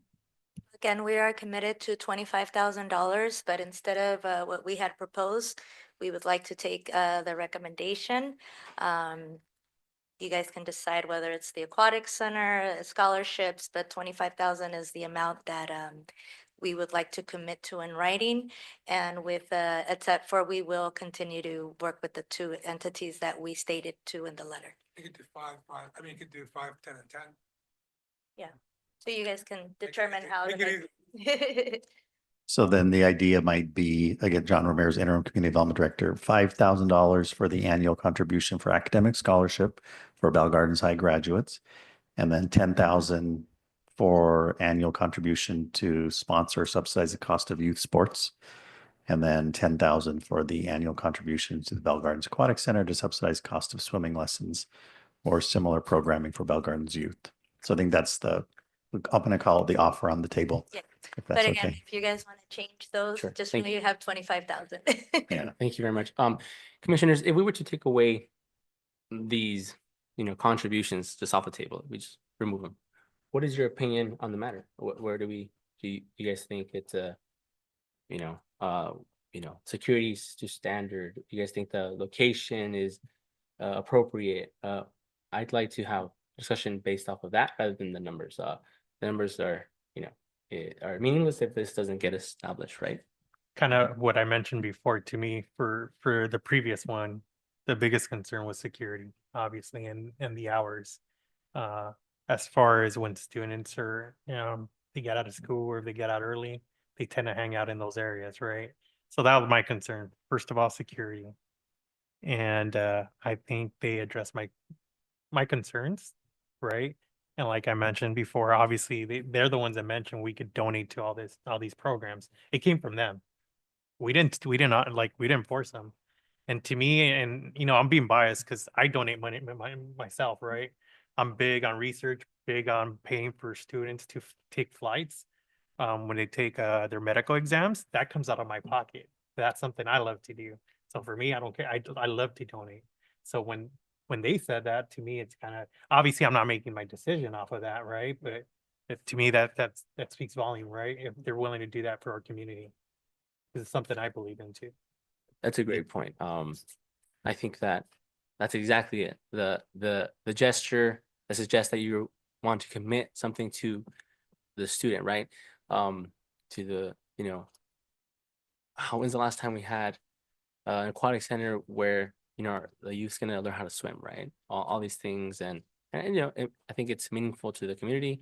And that spoke volumes. And I'd want to see that type of commitment. And just to mention, right, the aquatic center, I'm going to date myself too here, but what I recall when I went to high school, Bell Gardens High School, we had a lot of great swimmers that came from Commerce and some are Olympic swimmers. So I think about that, the potential that we have here for our residents. Yeah, exactly. But commissioners, I'd like to hear, because I think that maybe we're not discussing a certain approach or a certain. I really just want to hear any kind of hesitation towards moving forward with this, if any. Yeah, I think I'm just gonna reiterate what I wanted to know from you guys, my fellow commissioners, because I understand that there should be, if I'm not mistaken, 600 feet away from daycare, youth center, schools and parks, and 500 feet from other cannabis uses. Referring to the previous applicant, they were 897 feet away from Bell Gardens High School and about 800 feet away from Cesar Chavez Elementary. And this applicant is 777 feet away from Bell Gardens Elementary. Am I correct? Are these numbers correct? Can we confirm that? Okay, so because of that, I wanted to know, again, what is the definition we are gonna put on too close to a school? Similar to you all, I'm trying to do my due diligence. I would like to think I'd like to approve, not approve, or abstain from voting based on my most unbiased but educated, thought process. And because of that, I want to know what you all deem is too close. So is, up to 800 feet to me is too close to the school still, up to 900 feet is still close to the school. What is that number that we're going to give too close? I think that's a great question. If I may just ask a question, maybe to staff or legal, would us saying, hey, X number even be appropriate? Because it's not, if it falls outside of the 500 feet, then are we setting us up for failure in that regard? Right. Well, you're not binding yourself for any future project. So if you want to just say an opinion, hey, 900 feet sounds too close to me, you're allowed to say that, but it won't bind you. You're not going to vote on a rule that will bind you for future cases. You're not Okay. going to vote on that. Perfect, thank you. But your opinions, you're allowed to say. Yeah, and if I may add just to your question, it really depends on the project location. So you're not compelled to make a decision that too close always means 10 feet, 100 feet, 150 feet. Because by nature of the entitlement process, the decisions that come before you, they're discretionary by nature, and therefore they're case by case. So there may be instances where too close might be 200 feet for one type of land use, and then too close might be, or for one location, and then 300 feet might be too close in another location, just based on the nature of the land use patterns around that proposed project. So there was a mention on the VIP project for the banquet hall about a senior facility being close. So that's kind of an example. It may not have been, 300 feet or 500 feet, and maybe it was. I'm not familiar with that particular land use, but it might have been across the street. But I think there was a feeling by one of the commissioners that that's kind of close. Hey, what about noise? So those are the kinds of things that sort of organically occur. And it's part of the reason why each of you are up here as commissioners to support the community. So it's a great conversation. I'm trying to provide clarity so that you don't feel like you have to, if whatever decision you make for what too close means, that doesn't mean it's going to be every time that you have to do that. I don't want, just adding to what the city attorney mentioned. So I want you to have some comfort with the flexibility that you have in making your decisions, because it is case by case. So And the development agreement provisions allow you to take that stand and add additional opportunities for community benefits in this case. So If I may, that's the key. The last sentence that John said was, this is a development agreement. That gives you a lot of freedom to negotiate. So that's what we're talking about here, is negotiating the community benefits. We're not talking about legislating a distance. That's already in the zoning code. Zoning code says how many feet to a sensitive use. So you're not making a new rule about that. But if you're motivated by something that involves a fact, that involves distance, that can be part of your negotiation.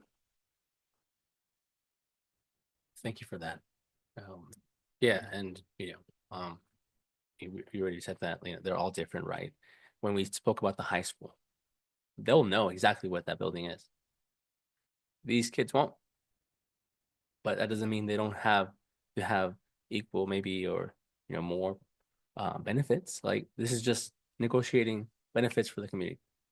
Can we negotiate anything else? Like, can we help them at all? Will this establishment being there help the community? No. This is what we're discussing now, right? Do any other commissioners have other reservations that we haven't discussed yet? No, I wouldn't, oh, go ahead. Oh, sorry. I think for me, the only one, again, we're in this phase where we're negotiating. It would be, I believe the applicant already committed to the 15,000 on top of the, I mean, you mentioned the 15,000 previously? Yeah. So that's 25 including the 15?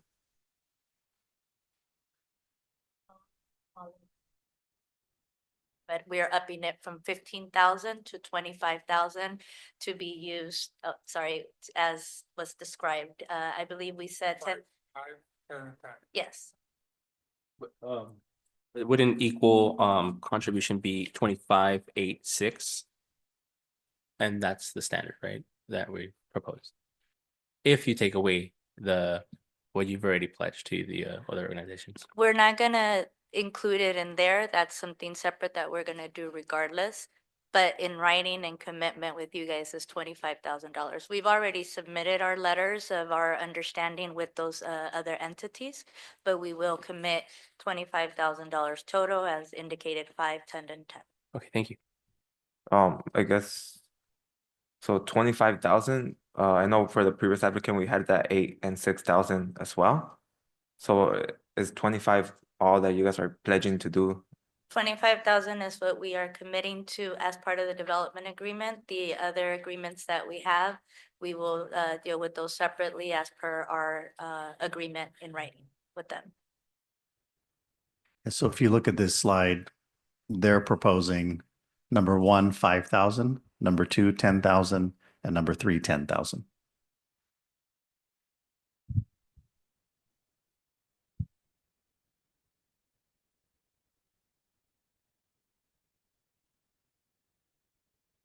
So, and just to clarify, as the commission, you have a couple of options. The city attorneys can kick me under the table if I misspeak, but you can, there can be a motion to approve the project as it came to you in your packet. You can make a motion to approve the project per the slide, consistent with the previous development agreement, the 25, 8, and 6. You could do that. You could make a motion to approve it based on the applicant's proposal with different dollar amounts. You can make a motion to continue the item to future planning commission meeting, either specified or unspecified. So you have a lot of options. And so I think that, that's one of the great things about being in this position is you're not painted into a corner for one item. So it's at the pleasure of the commission to make the motion, and then if there's a second, move that motion forward. But those are kind of the 4 big options you have right now.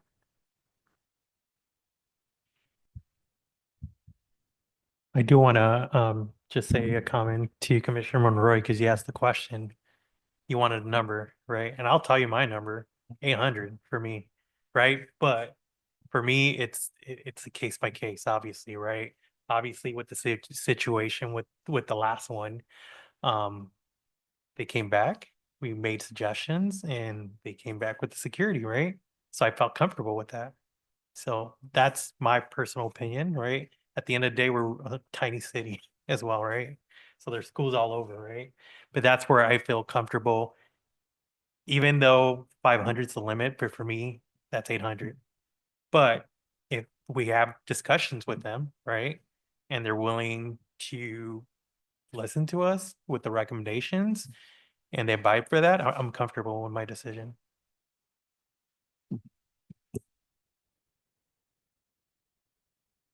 Thank you for your comment. Yeah, something to add to it. I have small children. I won't say where they go to school, but you know, I have to be objective about this, and this is my attempt at that. I think that's a great number, 800. Now this is closer than that, and the community is benefiting less than the previous. If I was to move forward, I'd want to propose that we move forward, but with the same conditions as the previous applicant. That would be my motion if I was to motion that. Where do you guys stand with your opinion on this matter?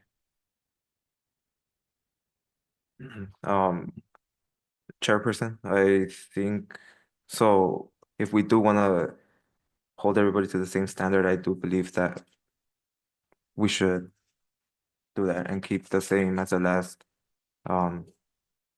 applicant that we had, the same numbers. And just keep in mind, this will also be going, you're making a recommendation to the city council. So if the applicant doesn't care for your decision, they can take it up with the council as well. So. Yeah, perfect. Thank you very much. I mean, I do want to hear like kind of your approach, where you stand, so we can kind of just all move forward with this. Do you have a number, do you think? where I you stand? don't. Frankly, when I was asking, it was because I agree. Every applicant is in fact, subjective to the area, what it is will contribute, and not in monetary, donation or funds rather, but just through all criteria and matters. But I was just wondering if there really truly was a number you guys had in mind, or up to your discretion. So I do appreciate you having mentioned that.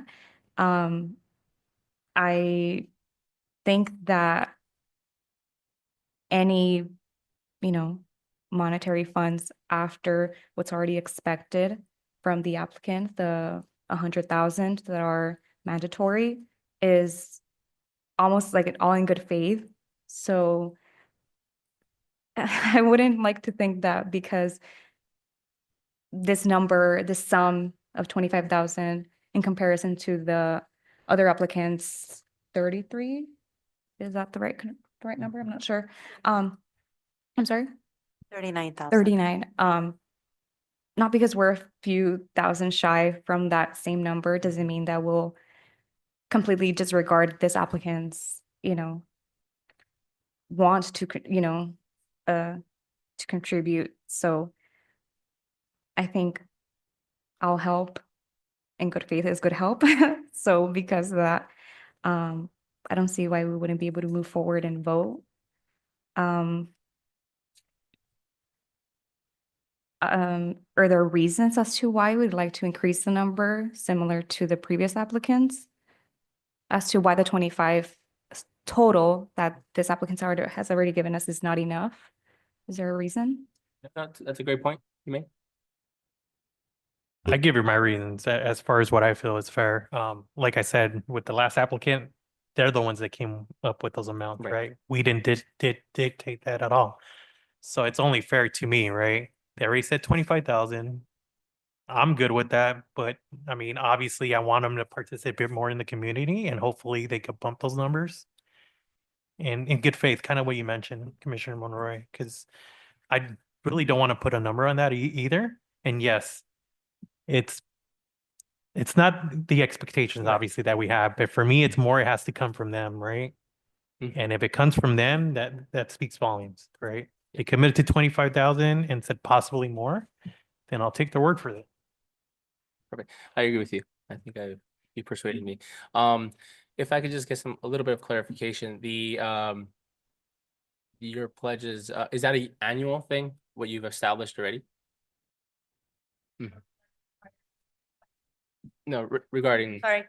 Oh, my no, apologies. not the 25 for the city, but the Yes, the 25,000 is annually, but I also wanna, hopefully you guys can take into consideration, we are gonna have a specific community liaison on the team that's gonna be civically engaged, participating, and through that aspect, there's probably gonna be other contributions if there's involvement in a community event where, so toy drives and different things. We are 100% committed to be completely engaged in the community. So it won't just be with those 25,000. It won't just be with the 100,000 that's required. We will have a community liaison locally hired to work on all those events and participate, whether it's sponsorship with toy giveaways, sometimes food, just the different things that sometimes are that come up. There's always an organization, there's always someone that needs help.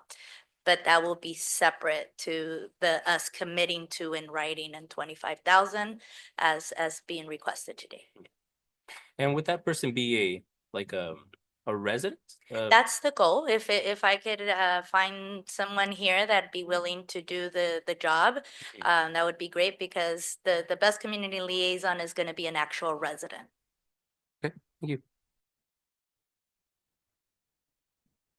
May I have a motion to approve staff's recommendations as noted in the staff report, or with the added of the $25,000 and the verbiage that we have? And just for clarification, would that be the 5, 10, and 10? Correct. Once I get that motion, I can read it into the record.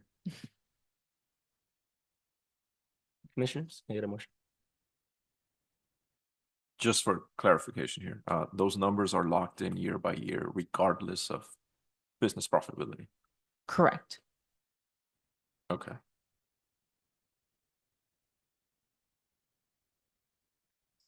Right. Can I get a second for the motion of approving staff's recommendation with the added verbiage for the additional funds of 25, of 5, 10, 10? Can I get a second? I second that motion.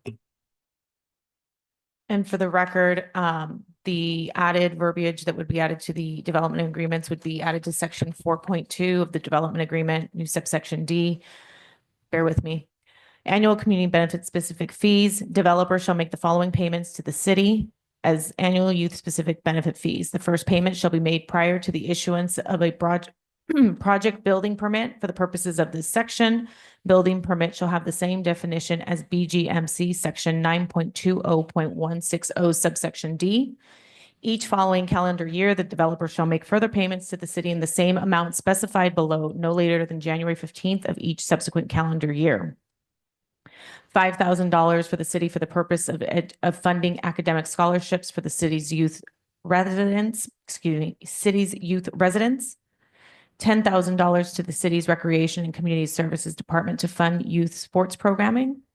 $10,000 to the city's Recreation and Community Services Department for the purpose of subsidizing the cost of youth swimming lessons and other youth programming costs at the John Anson Ford Park Regional Aquatic Center. If the aquatic center is not in operation, such funds may be used to fund youth sports programming. That's the end of the language. Perfect. Thank you very much. Finance Secretary, will you please conduct a roll call vote? Commissioner Boado, Yes. Commissioner Monroy, Yes. Commissioner Preciado, Yes. Vice Chairperson Barrera, No. Chairperson Ramirez. Yes. Motion passes. Congratulations. And thank you for your gesture of good faith towards our community.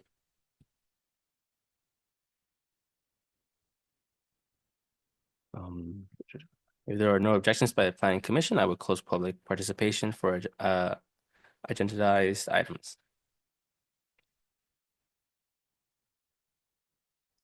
We will now move to the consent calendar.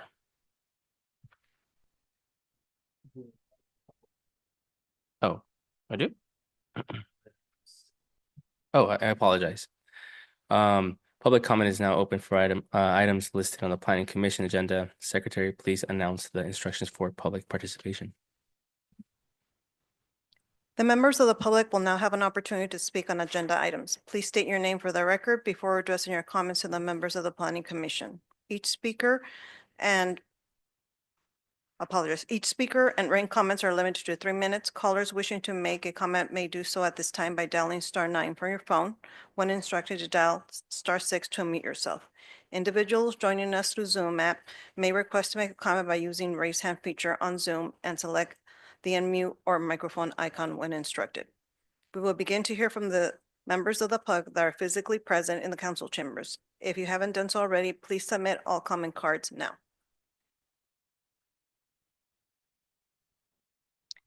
Chairperson, it looks like there is no one in the council chambers that wants to speak on agenda items. I will go ahead and see if there's anyone on the chat line that would like to speak on agenda items. If there's anyone on the chat line, go ahead and press *6 to unmute yourself if you would like to speak on agenda items.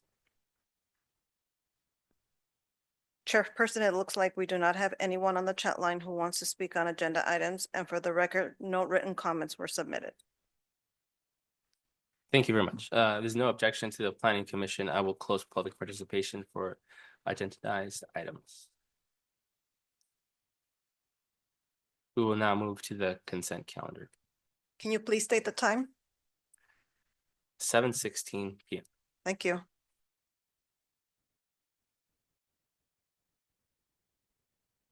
Do any of the members of the planning commission wish to pull an item for separate discussion?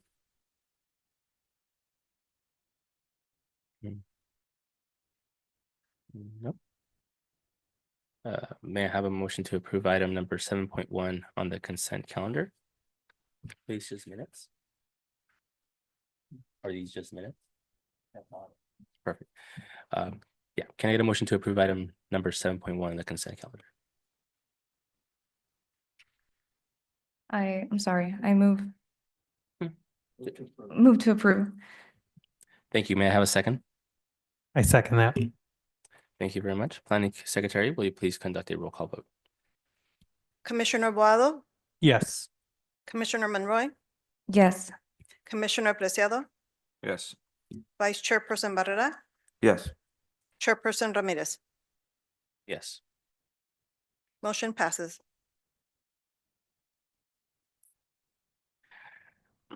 Public comment is now open for items not listed on the planning commission agenda. Secretary, please announce the instructions for public participation. Members of the public will now have an opportunity to speak on items not listed on the planning commission agenda. Please state your name for the record. Each speaker and written comments are limited to 3 minutes.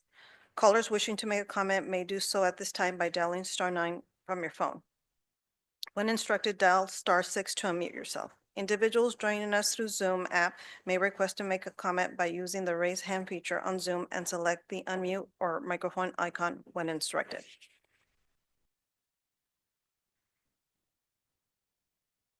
Chairperson, it looks like there is no one on the council chambers that wants to speak on non-agenda items. I will go ahead and see if there is anyone on the chat line that would like to speak on non-agenda items.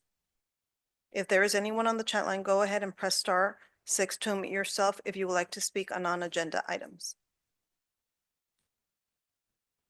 Chairperson, it looks like we do not have anyone on the chat line who wants to speak on non-agenda items, and for the record, no written comments were submitted. Thank you very much. If there are no objections by the planning commission, I will close public comments for non-agenda items. We will move with staff comments at this time. Oh, 7:19 p.m. No staff comments tonight. Thank you. Thank you very much. Commissioner comments at this time. I know that this was one of our first real ones where we kind of couldn't read our minds, right? We needed to voice up more, I feel today. And I think we did. I think we did. You know, I want you guys to all know that we really want me to hear what you guys think. Like, I know sometimes we have like a filter and have to kind of think about it a little longer, but you know, I really want you guys to know that, you know, like I was staying strong with my vice chair over here on the number right now. We wanted that, but then I was convinced that the gesture was really what meant, right? And if they were willing to say that number, then okay, that's what it is, right? I'm gonna force you on it. I do think that there's a standard and they always set the norm, but I also think that certain things still come into play, right? Like these are all very different locations, but they're still in our community. So we still have to look out for our residents, right? So, you know, all of these things come into play when I think about these. But at the end of the day, I just, you guys are my neighbors. So I really need to know what you think as well. I just to add to that as well, I mean, I'm proud every time we all meet because we could have dialogue, right? And be respectful with each other, even though we could disagree. But at the end of the day, I think we all want the same thing, right? At the end of the day, it could be a little different, but yeah, we could have those dialogues, and I admire all of you for doing that. We could speak our mind. We're still good with each other at the end of the day, but yeah, we're here for the residents, and just to acknowledge to the city planner. I know it's been tough, so thank you. Appreciate you. Two attorneys here as well, putting up with us and giving us guidance. Lily, thank you for everything you do. And then we have a visitor, Councilwoman Guillen. Thank you for being here as well. And obviously, those that were here and they're gone. It was a long meeting. And then thank you to Mr. Ramirez, our interim director, also for guiding us as well. So thank you. This is all new to us. It's a new process as well. So we do need that guidance quite often. So thanks. Absolutely. I Well said. think, Thank you. oh, I'm so sorry. I think in summary for the last item, whether it was the amount of feed or the amount of funds, we can all agree that everything is very subjective to each and every applicant. And similar to Commissioner Ramirez, Chair Ramirez, I agree. I enjoy the dialogue and discussion, whether we agree or disagree, because we know it's never with ill intention. It is to come to a consensus for the good of the community. And I just want to apologize as well to everyone for my tardiness. Did not foresee that much traffic today, but thank you all for being so kind and holding up just a tiny more for me. Of course. Any other comments or anything at all? Perfect. And thank you, staff, for tonight. If there are no objections by the members, I will now adjourn the regular planning commission meeting at 7:22 p.m.